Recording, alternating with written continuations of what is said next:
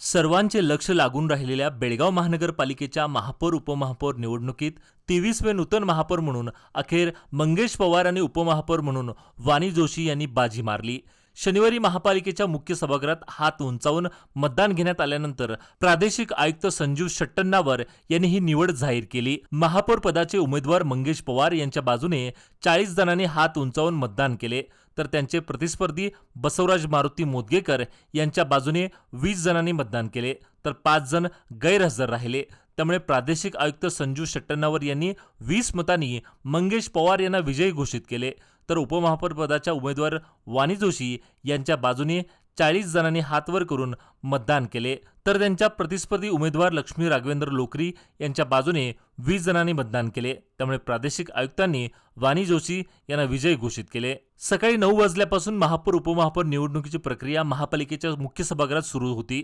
महापौर पदासाठी मंगेश पवार, राजू भातकांडे, बसवराज मारुती मोदगेकर, शाहिद खान, गौस खान पठाण यांनी प्रत्येकी 2 अर्ज दाखल केले होते। प्रादेशिक आयुक्तांनी प्रत्येकी 1 अर्ज वैध ठरवला।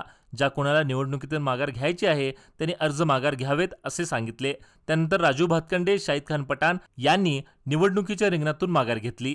उपमहापौर पदासाठी वाणी जोशी, खुर्शिदा दादा पीर मुल्ला, दीपाली टोपगी, लक्ष्मी राघवेंद्र लोकरी यापैकी दीपाली टोपगी यांनी खुर्शिदा मुल्ला यांनी माघार घेतली। वाणी जोशी आणि लक्ष्मी लोकरी उपमहापौर पदाच्या रिंगणात राहिल्या, मात्र निवडणुकीत वाणी जोशी यांनी बाजी मारली।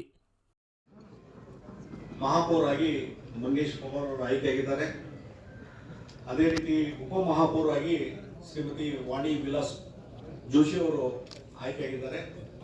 ಅವರಿಬ್ಬರಿಗೂ ಸಹಿತ ನಾನು ಈ ಭಾಗದ ಲೋಕಸಭಾ ಸದಸ್ಯರಾಗಿ ಜನರ ಪರವಾಗಿ ಅಭಿನಂದನೆಗಳನ್ನು ನಾನು ಸಲ್ಲಿಸ್ತಾ ಇದ್ದೇನೆ ಮತ್ತು ಅವರ ನೇತೃತ್ವದಲ್ಲಿ ಬೆಳಗಾವಿ ಮಹಾನಗರ ಇನ್ನೂ ಹೆಚ್ಚಿನ ರೀತಿಯಲ್ಲಿ ಅಭಿವೃದ್ಧಿ ಆಗಬೇಕನ್ನುವಂಥದ್ದು ನಮ್ಮೆಲ್ಲರ ಆಶಯ ಮತ್ತು ಇಲ್ಲಿದ್ದಂಥ ಎಲ್ಲ ಪಕ್ಷದ ಸದಸ್ಯರಿಗೆ ನಾನು ವಿನಂತಿ ಮಾಡುವಂಥದ್ದು, ಚುನಾವಣೆ ನಡೆಯುವಂಥ ಸಂದರ್ಭದಲ್ಲಿ ಸ್ಪರ್ಧೆ ಅನ್ನುವಂಥದ್ದು ಇರ್ತದೆ।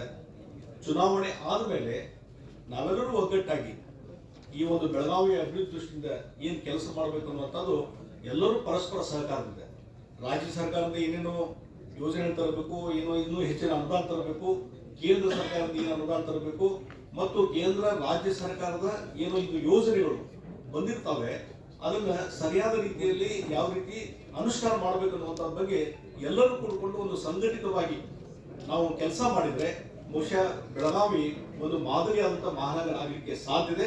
ಅದಕ್ಕೆ ಎಲ್ಲರೂ ಕೈ ಜೋಡಿಸಬೇಕು ಅನ್ನುವಂಥ ವಿನಂತಿಯನ್ನ ತಮ್ಮಲ್ಲಿ ಮಾಡ್ತಾ ಇದ್ದೇನೆ ಮತ್ತು ನೂತನವಾದಂಥ ಮಹಾಪೌರರು ಮತ್ತು ಉಪಮಹಾಪೌರರಿಗೆ ನಾವೆಲ್ಲರೂ ಸಹಿತ ಸಹಕಾರ ಕೊಡ್ತೀವಿ। ನಿಮ್ಮ ನೇತೃತ್ವದಲ್ಲಿ ಈ ಒಂದು ಬೆಳಗಾವಿ ಇನ್ನೂ ಹೆಚ್ಚಿನ ರೀತಿಯ ಅಭಿವೃದ್ಧಿ ಆಗಲಿ ಅನ್ನುವಂಥದ್ದನ್ನು ಶುಭ ಹಾರೈಸಿ ಮತ್ತೊಮ್ಮೆ ಅಭಿನಂದನೆ ಸಲ್ಲಿಸಿ ನಾನು 4 ಮಾತು